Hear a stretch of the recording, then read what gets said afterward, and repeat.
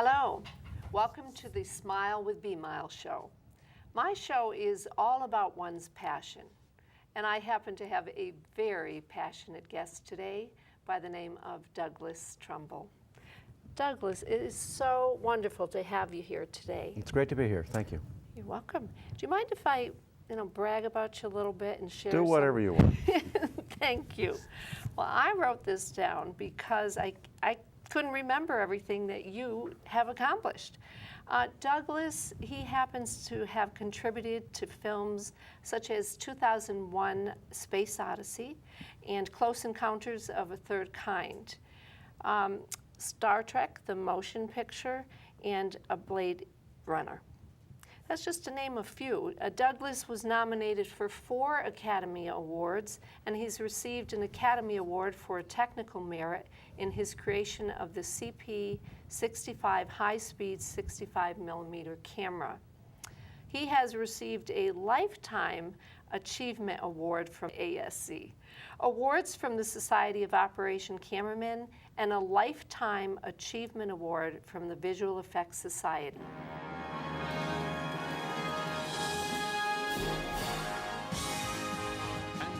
Legendary filmmaker and visual effects pioneer, Douglas Trumbull. It's a very, very big honor for me to be here tonight, and it's really interesting. He raised this little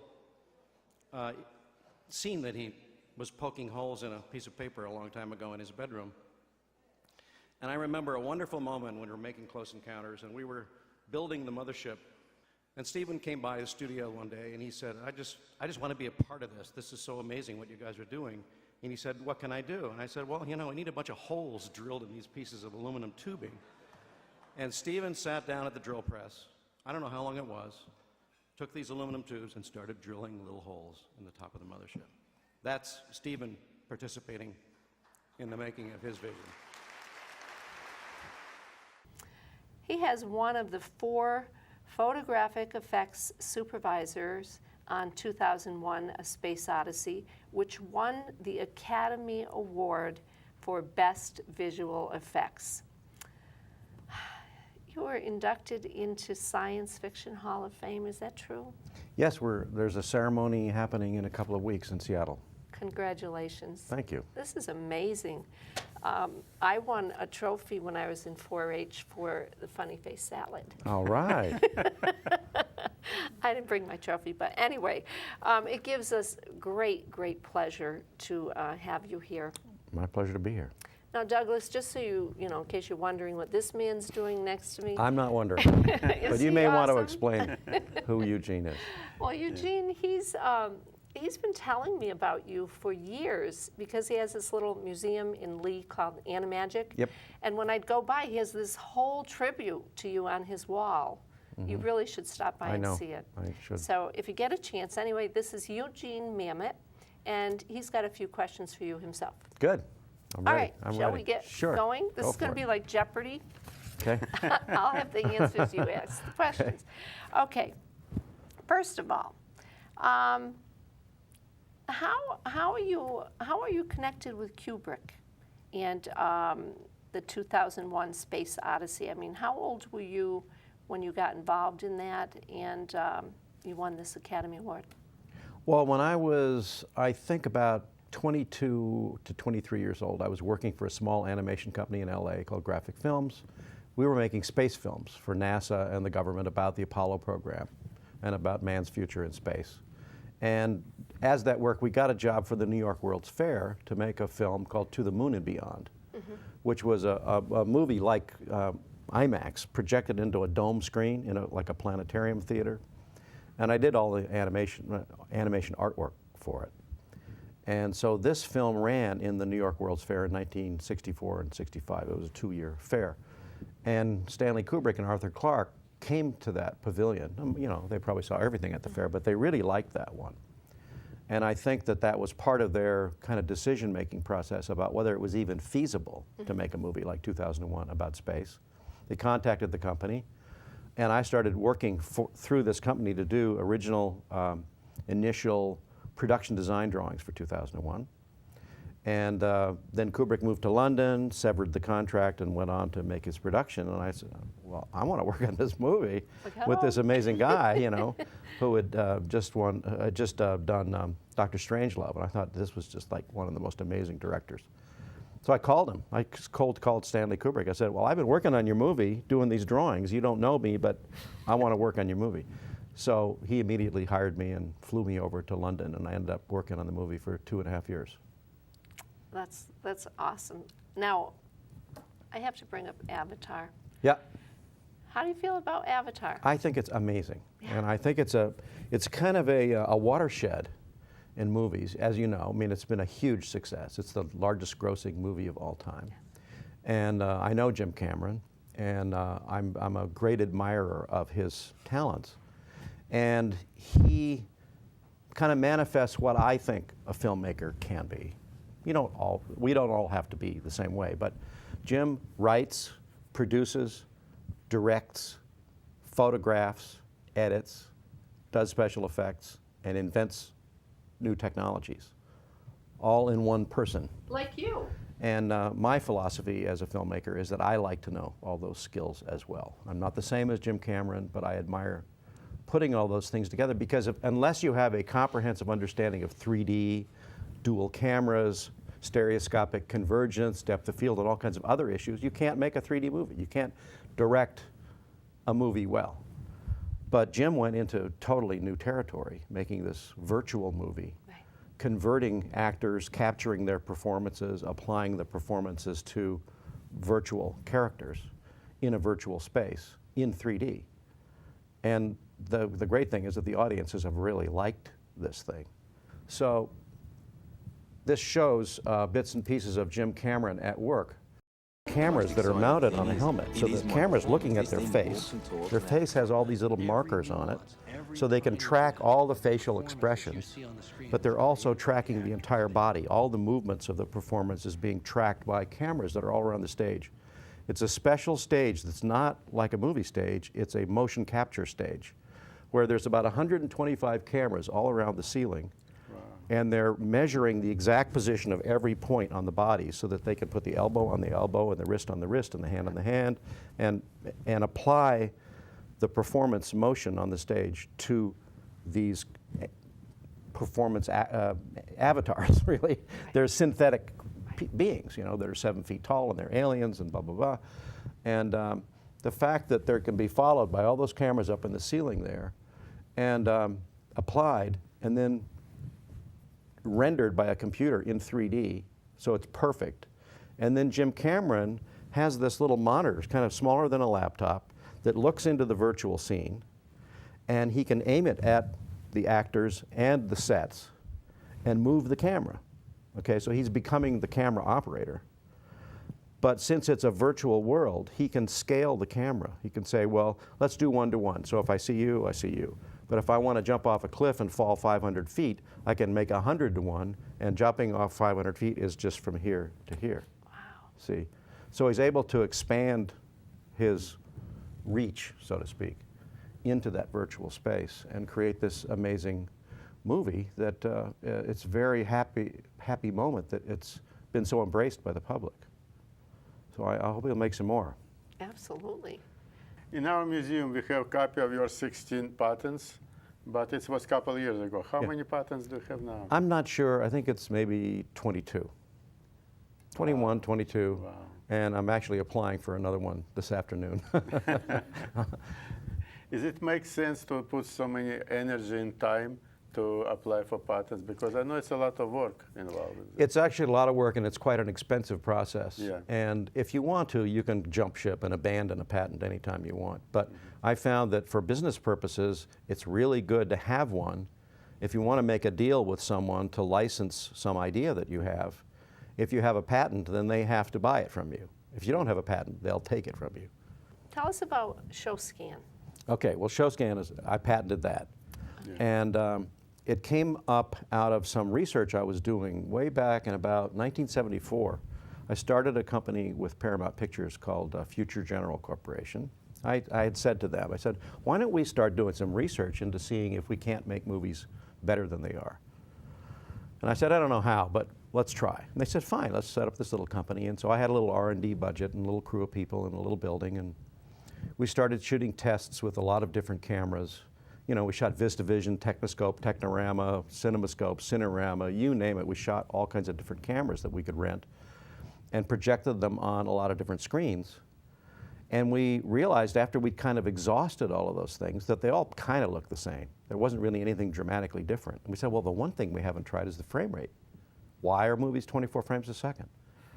And so I started shooting at different frame rates, and I shot tests at 24, 36, 48, 60, 66, 72 frames a second.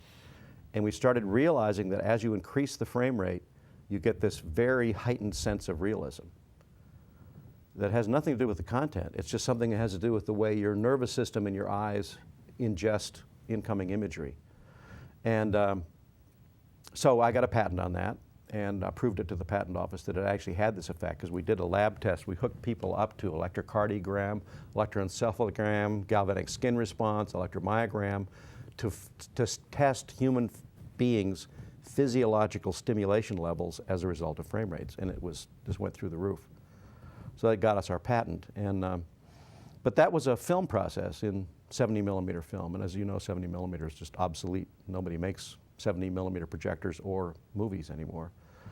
But I was approached by new owners of the ShowScan technology and copyrights who own all the library. And they said, well, couldn't you make a new digital ShowScan? I said, yeah, you could. You could really dramatically improve movies by doing it digitally. And I said, in fact, I have an idea of how you could actually embed high frame rates in low frame rates. It's a crazy idea. I'm not going to explain it in great detail here. But we did some tests and proved that that actually works, and we have a little demo film. It's a demo that shows you that if you increase the frame rate to, say, 60 or even more, what you get is this tremendously heightened sense of realism. And strangely enough, I think that what's going to happen next is that Jim Cameron may be using something like that in his next film. And that's how these ideas link together. A problem happens in 3D movies, and it happens in Avatar, and it happens in all 3D movies. And it's a very interesting technical phenomena.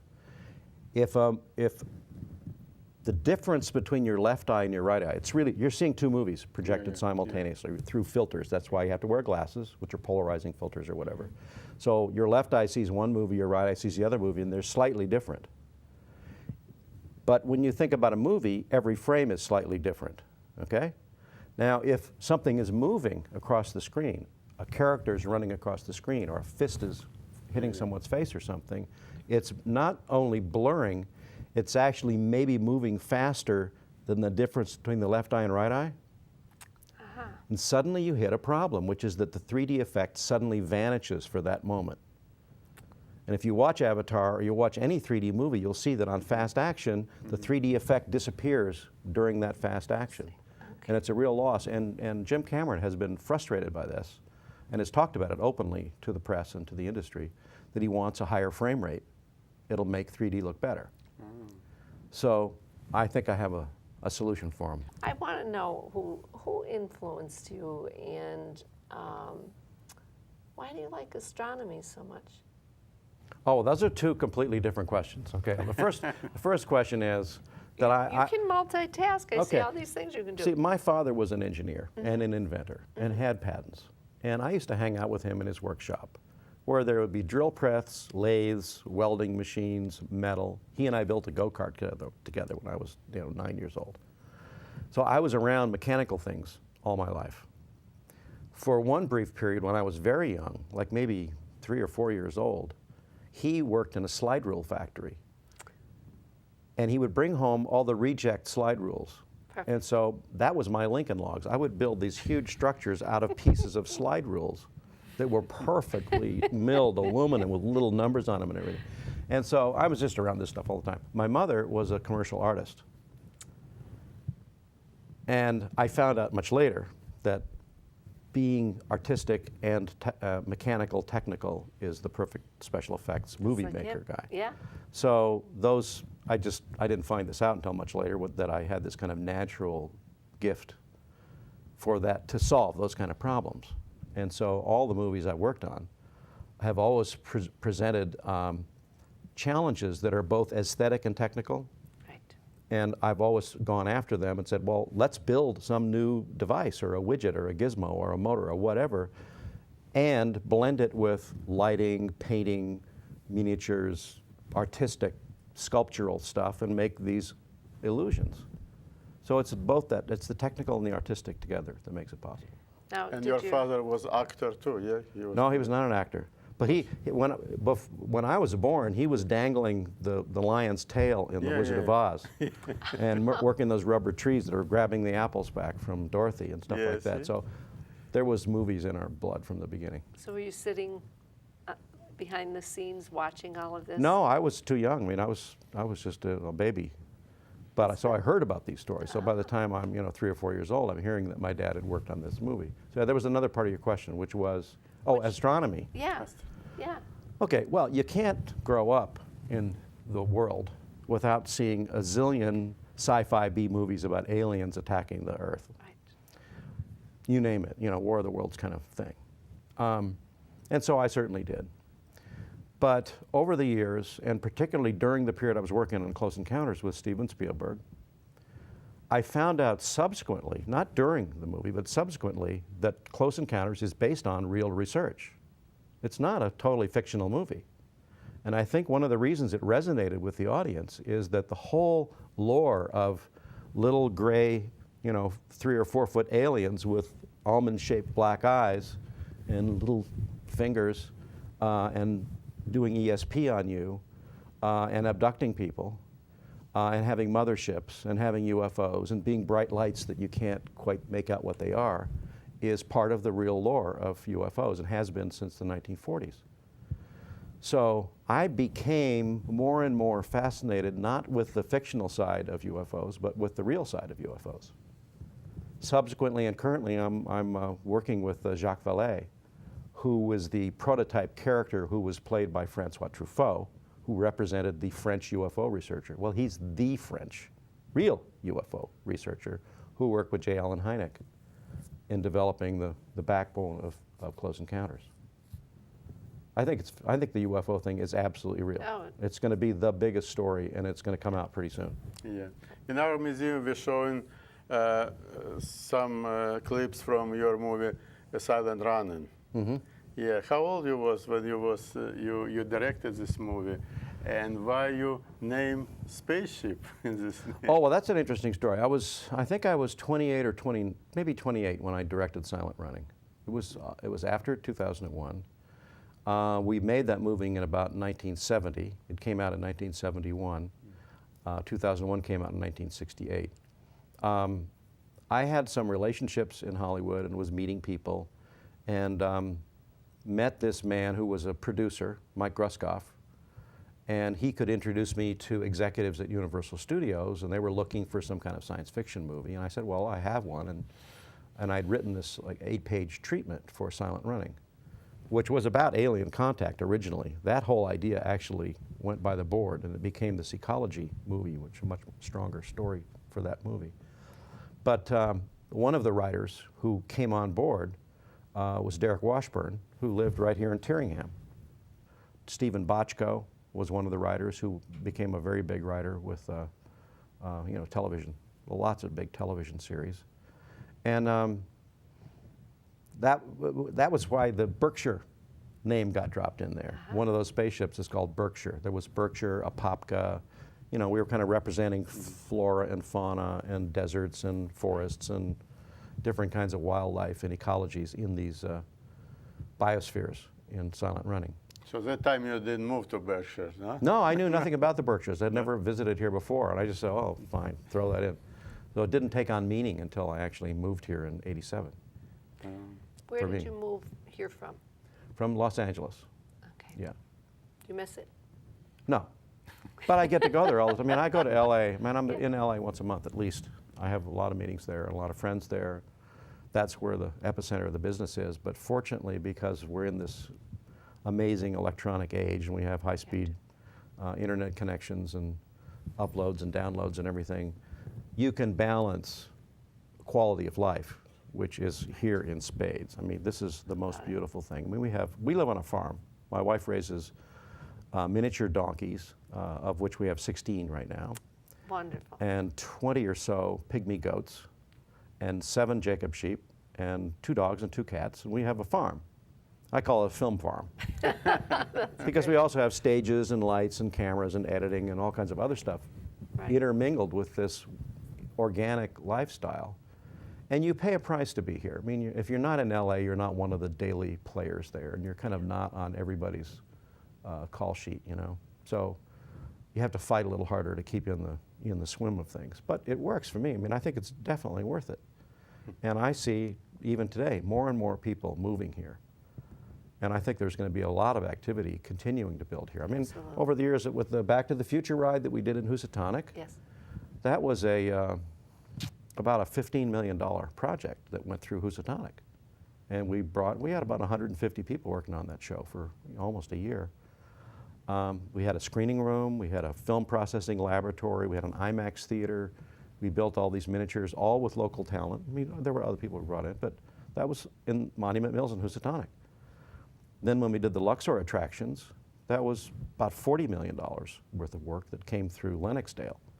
Amazing. And so it's not impossible to draw work here. And I think that it's not just about the location of the Berkshires, or, you know, that you have to have spring or winter or fall or whatever locations with churches or whatever.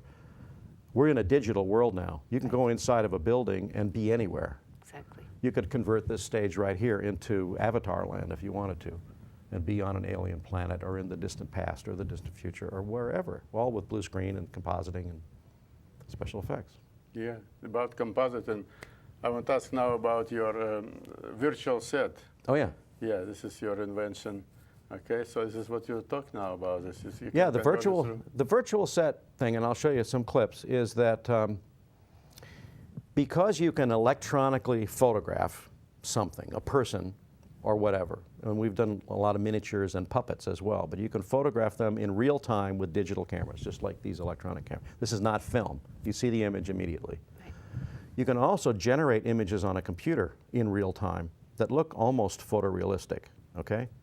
You can sandwich those together and get a perfect illusion. The trick is, how do you move the camera around? So you have to put sensors on the camera that tells the computer, well, on this frame, the camera's aimed 10 degrees up and 5 degrees to the right, and it's moving in such and such a direction. You get all that data with sensors off the camera, dump it into the computer, tell the computer where the camera is, and render the background to match. That creates a real-time virtual set. So you have complete camera fluidity during the composite in real time, and you see it on a monitor, just like this, in real time. You see what's going on. It's not a post-production effect, it's a real-time effect. And it's the ability to see that together rather than see it in post-production, which I found. Instantly. It's instantaneous, satisfying, and it allows you your kind of aesthetic composition of the shot to happen much more naturally. Kind of like what Jim Cameron was doing with Avatar, is when you do it naturally and you're not guessing at what's going to be in the background, you see what's going to be in the background in real time. And we did 52 episodes for Disney of the Book of Pooh. Part of it we did here as the pilots, and then we did some production in New York. And just proved that it could work, even at extremely low budgets, because children's television is a very low budget threshold, and you have to prove that you can make this thing work in real time on a low budget, and we did. So my next experiments were, could you do it in real time with full-scale sets and full-scale actors? And I proved that that could work. And I actually had a whole business plan to kind of launch this as a business, and I went out to Hollywood with a 50-page brochure and a long video demonstrating the whole thing, and I went to the heads of production at all the studios. I said, here's the future of movies. Nobody called back. Oh, no. Yeah.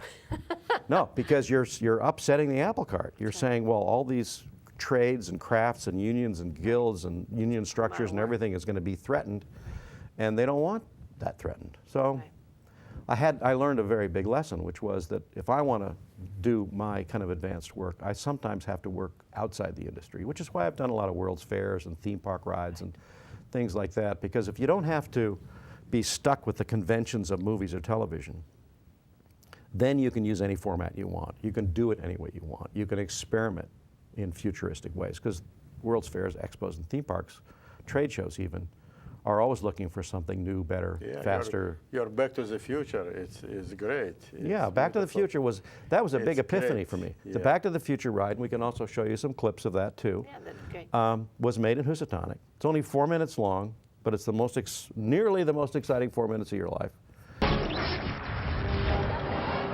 At Universal Studios Hollywood, you soar through time and space on Back to the Future the Ride. 7-story tall Omnimax screens and 70mm film provide the largest projected images of any motion simulator ride in the world. Doc Brown himself will be amazed at the futuristic technology that brings this ride to life. The hydraulically activated movements of each vehicle are carefully choreographed to the multi-million-dollar ride film, which took 2 years to create. Huge dome-like screens wrap around you, providing a full sensory experience. However, the curved screens also meant great care had to be taken when creating the film, so that objects on the screen wouldn't appear curved and distorted themselves. The film and movement, combined with the special sense-around audio effects, really create the illusion that you're flying.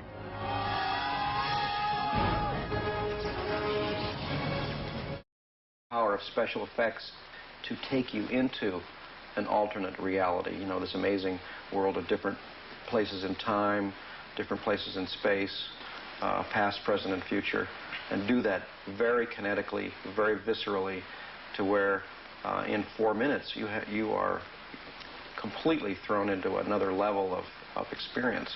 I thought that this was one ride that we couldn't let get away. I mean, it has the most interactive opportunities imaginable.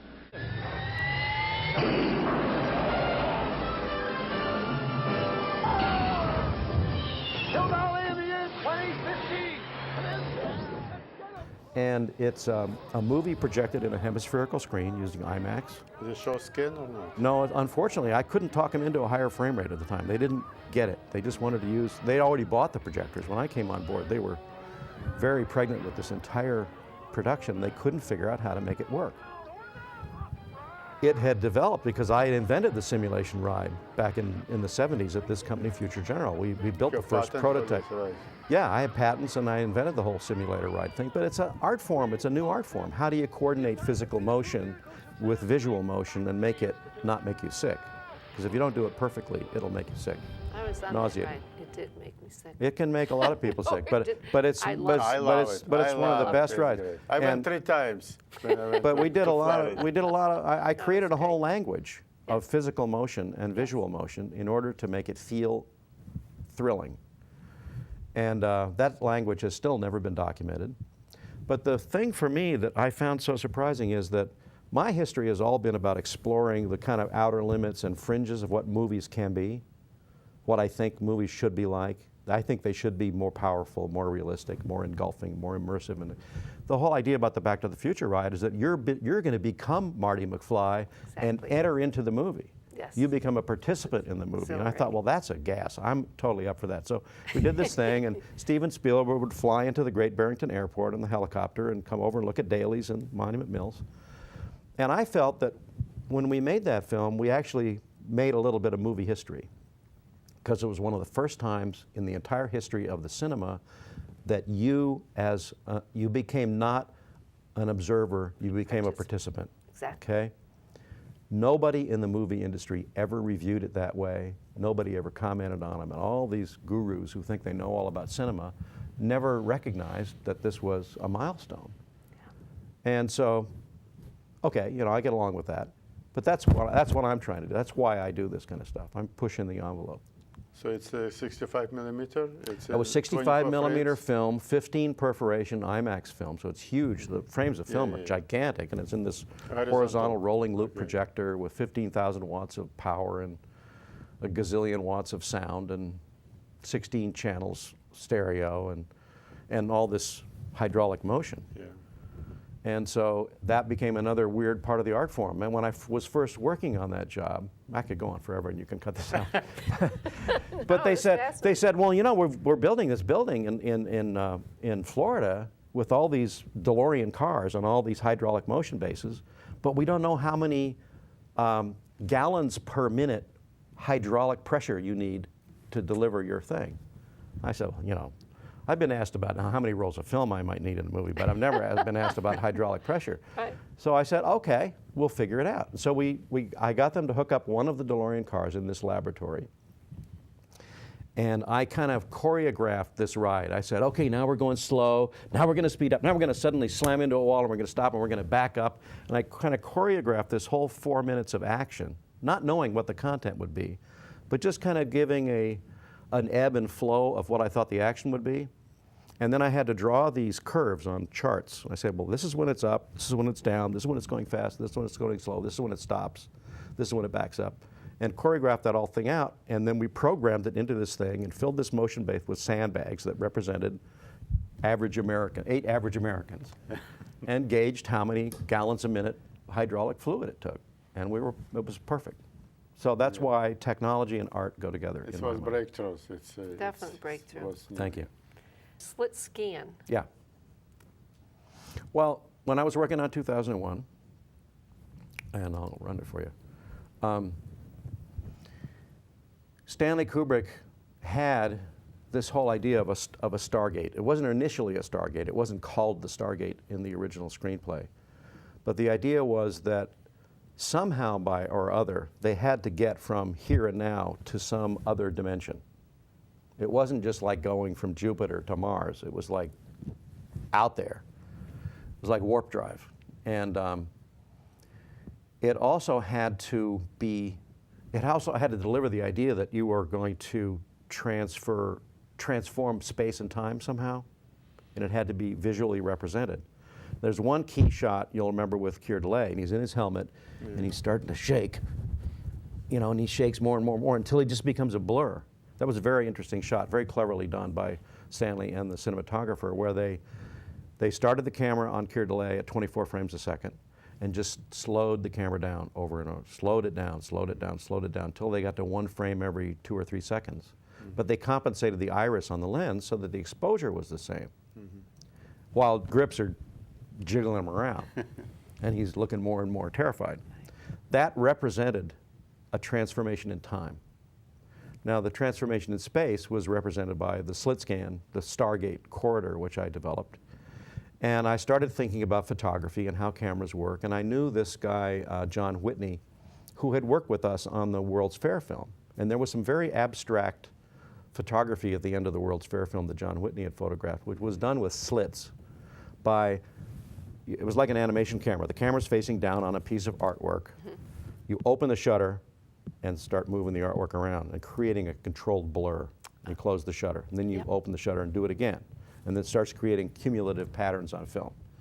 Well, I thought, well, if you did that in dimensional space, not as a flat blur, but as a dimensional blur, maybe we could do something. So I did a little test on the animation camera. I had a Polaroid camera on the animation. This animation stand is a vertical camera. This man knows it inside out. It's looking at a piece of artwork. This would ordinarily be, Snow White and the Seven Dwarfs. The camera can move in or out. What I did was I put a slit on the animation stand with light behind. Okay. And you have these what's called peg bars to move things horizontally to create a pan shot. And I just moved some artwork behind the slit while I moved the camera down toward it. And it created an exposure of light in space, in 3D space. So if you can imagine, you're in a dark room, or let's say you see a shot of a freeway at night, but the shutter has been left open. Right. And so all the car headlights will be these long streaks of light.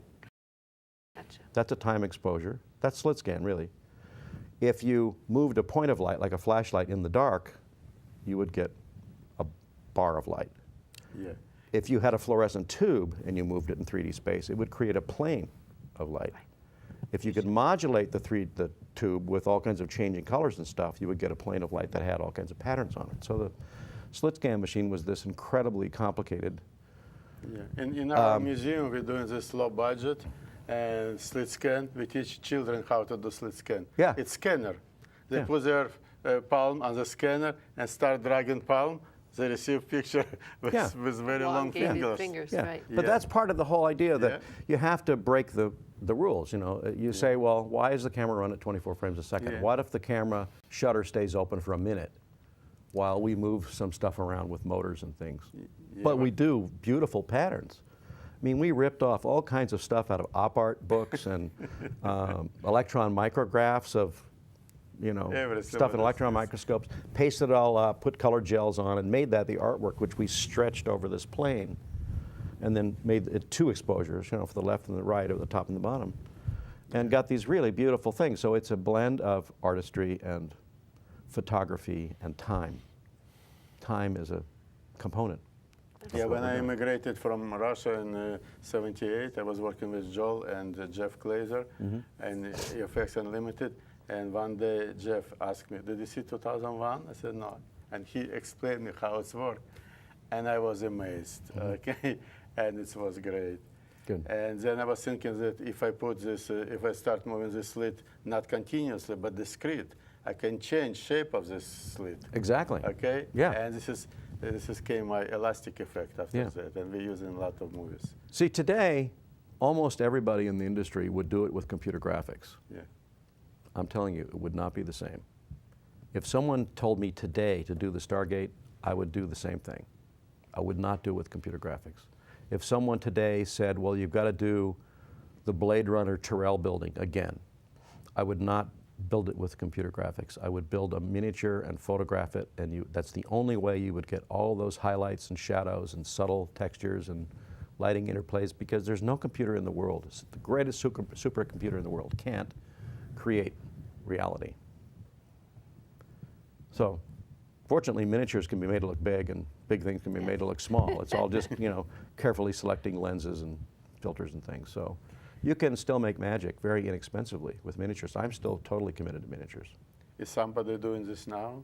I'm doing it now myself. I'm doing it right here at my home. I'm actually building some miniatures for a test shoot for a feature that I'm developing that's going to use a lot of miniatures. So it's going to be like the virtual set thing I was talking about, but instead of the background being computer generated, it'll be built as a miniature and photographed with a camera that moves to repeat the virtual set moves. It's complicated. I can't explain it all, but I'm still a big believer in miniatures. You just can't get that effect with computer graphics. You get a lot of it, but still not all of it. I mean, even in a movie like Pirates of the Caribbean, there's a lot of miniatures in those that they blow up ships and they sink ships and do water, because it's very hard to replicate water and explosions and things synthetically. They have to actually build still quite large miniatures and blend them with computer-generated effects. Yeah, we want, all of us, we want to involve in this, your future project. Okay. Yes. So you did that. You went and knocked on the door of Kubrick and invited yourself to help him, and it worked, right? Yeah. Okay, so we. I don't know went where out. I got to be precocious, but That's good. Good gotta for be you. pushy. Look where it brought you. I wonder, of all the things you've worked on, do you have a favorite? Is there something that you hold dear to your heart? well, 2001 still stands up as a major favorite of mine. I think it's just a stunning movie. Yes. And not, for me, it's not, because I was there, you know, so I kind of know all the tricks and everything. But as a film itself, conceptually, I am completely awestruck by what Kubrick was able to do. And even though I'm doing with my alien stuff right now, and I research astronomy, and I'm saying, oh my God, you know, they've got these Hubble telescope calculations, and they look at how many stars there are in our galaxy and how many galaxies there are, and there are something like 100 billion stars in our galaxy, okay?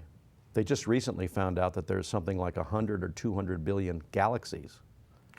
So multiply 100 billion times 200 billion, you get a big number. Yeah. Then you do this thing called the Drake equation.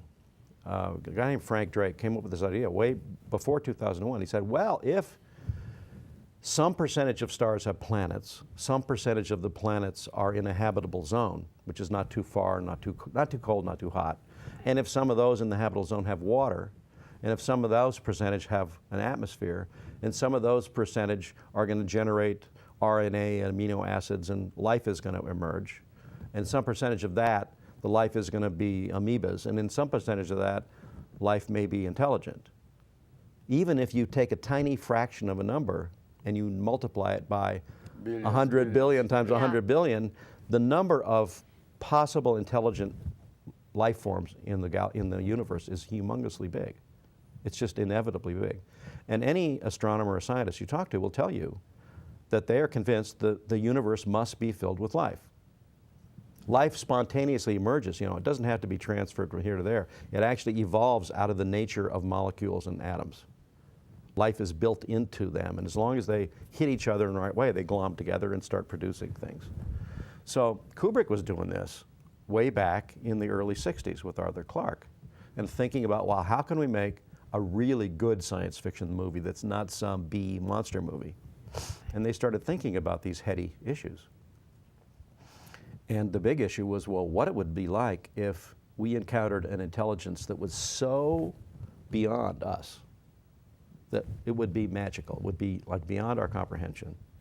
And what if they're benign and they really want to kind of help us out? And they go around the universe helping out little planets all over the place so that they don't die from extinction or from whatever. And so they came up with this idea. Well, this came from the Sentinel story that Arthur had written before then. Kubrick bought the story and they kind of embellished it. And they thought, well, if these aliens came and they just helped these kind of Australopithecus ape men to keep from dying from a drought by learning how to use tools and weapons to get food to survive. That was the idea. And then they just go away. They just back off. They say, let's just let things evolve, see what happens next. But then they put this kind of cosmic alarm clock on the moon. They figure, well, when and if these ape men ever evolve to a level of intelligence that they could actually get to the moon by some means, then they're smart enough for the next step. So that was the alarm clock set on, the next monolith is on the moon. We find it. Boom, it goes off. They say, oh, the message is to Jupiter. They say, well, we got to go to Jupiter. So they mount this giant project, go to Jupiter.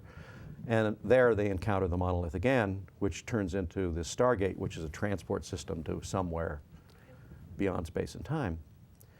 And at that point, the key actors, because it gets distilled down to one actor by that time, which is Keir Dullea,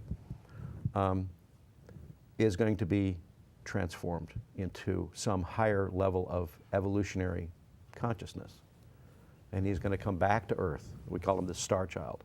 He's going to come back to Earth, and who knows what's going to happen after that. It's a very mythical, godlike Christ return. You can make anything out of it you want, and Kubrick really liked the idea that people could interpret it however they felt comfortable Right. in terms of their own spiritual beliefs. Right.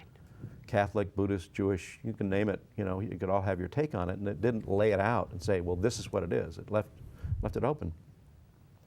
And it was the scope of that idea that was so mind-boggling to me, and I'm still trying to catch up because I think it's a true story. This is beautiful. Now, you were working on ideas for direct retina. Oh yeah. Can you talk about that? I know it's probably... Well, things like this come out of weird places. Strange people come to me. A company came to me a few years ago. It was a company called Microvision.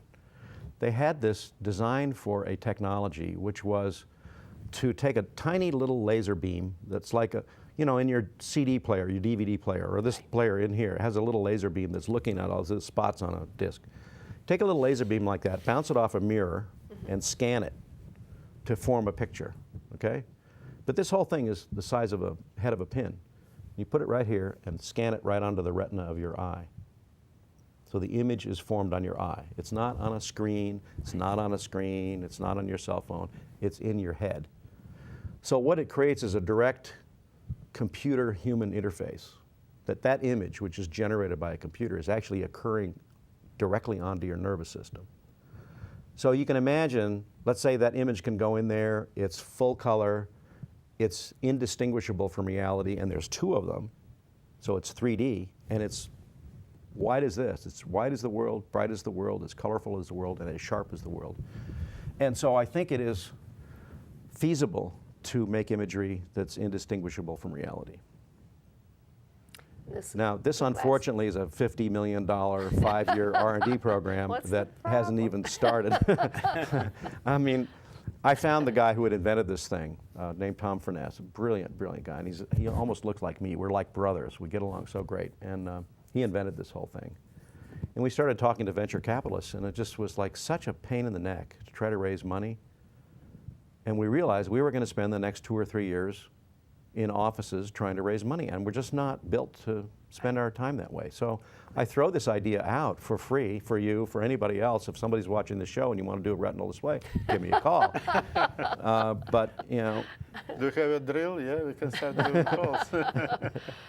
Now, do you think that also, though, would be a threat to people who like to have all of this other stuff? and No, don't want to? I think there's all kinds of media out there. I mean, we're glutted with media, but it doesn't, you know, we still have a real life. We still have our homes and our wives and our children and our schools and our food and everything else. Like, you know, Ray Kurzweil would like you to believe that we're on this, you know, exponential on top of exponential curve change of everything. But I think there's a lot of things that stay the same, so I'm not really worried about it. Good. You're working on a really, really big project. In fact, when you leave here, you're going to continue. Yeah. Please share with the viewing audience what this is, Doug. Okay, you all know that this show is going to air in about a week, but at this moment, we're now 8 weeks into the Gulf crisis. And this oil well, which has been leaking now for 8 weeks, is putting out 1 million gallons a day, 1 Exxon Valdez worth of oil per week. So that's 8 Exxon Valdez's so far, and they haven't figured out how to cap this well. And I started thinking about it, and a friend called me, and we started thinking about it and talking about it. I said, well, could we actually figure out some way to do this? Because these guys don't seem to be able to figure it out. They're not, all this stuff they do doesn't work. Right. So we started thinking about it, and I came up with this idea. It may be a harebrained idea, it may be a crackpot idea, but it actually may be a good idea. And it's what I call the vacuum manifold cap. Now here's the deal. You've got this wellhead. It's about 21 inches in diameter. I mean, it's almost as big as this table. Flowing oil. There's a big flange. The flange that's at the top is 3 feet in diameter. And you see this on TV. I mean, you can watch it. There's live webcams watching this thing spewing oil. And the flange comes up to a pipe that's just broken off, okay? And they can't stop it. They can't seem to grab it. Now, if you calculate, and this is the mathematical technical side of me, I say, okay, they say it's 6,000 pounds per square inch of oil pressure coming out, okay? And it's 1 million gallons a day. Well, you take 6,000 pounds of pressure per square inch. You take pi r squared, which is the formula for the surface of a circle. So it's 300 square inches of area that this pipe is coming up, okay? So you take 6,000 psi times 300, and you get, I think it's something like 2.5 million pounds of thrust, okay? That's 1/3 of a Saturn rocket of upwelling thrust, and they can't cap it. I think probably the blowout preventer is completely broken. It looks like there's probably a pipe stuck inside the blowout preventer, and none of those valves could close. Right. And the shear that's supposed to cut the pipe in a radical emergency either didn't close, couldn't close, or they decided purposefully not to close it, because who in their right mind would suddenly cap off something with 2.5 million pounds of upward thrust? It'll blow that blowout preventer right out of the ground, rip the well casing with it, and you'll have a hole to hell. So I'm thinking, well, got to think about this differently. It's very fragile. Blowout preventer's broken. The pipe is broken. There's cracks all over the place. The well casing is too thin. They put in a lower grade well casing. So if you cap it, it'll probably blow out too.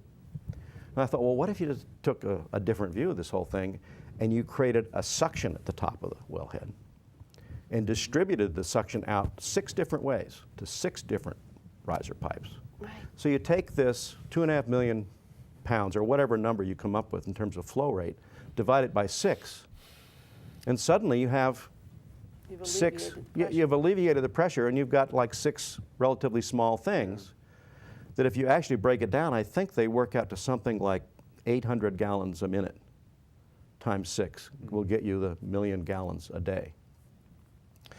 And my math isn't going to be wrong. We're still working on this. But I said, well, if we just built this little thing, which I call the vacuum manifold cap, it's got 6 pipes all coming together.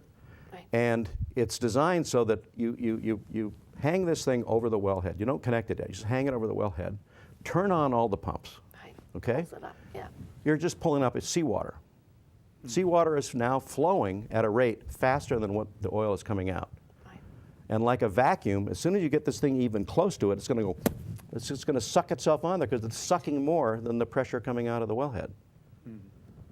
And it does that instantly. As soon as those things touch, it changes from seawater to pure oil. It captures 100% of the oil and displaces the seawater, and no hydrates are formed. Or if they're formed, they're only formed for a couple of seconds.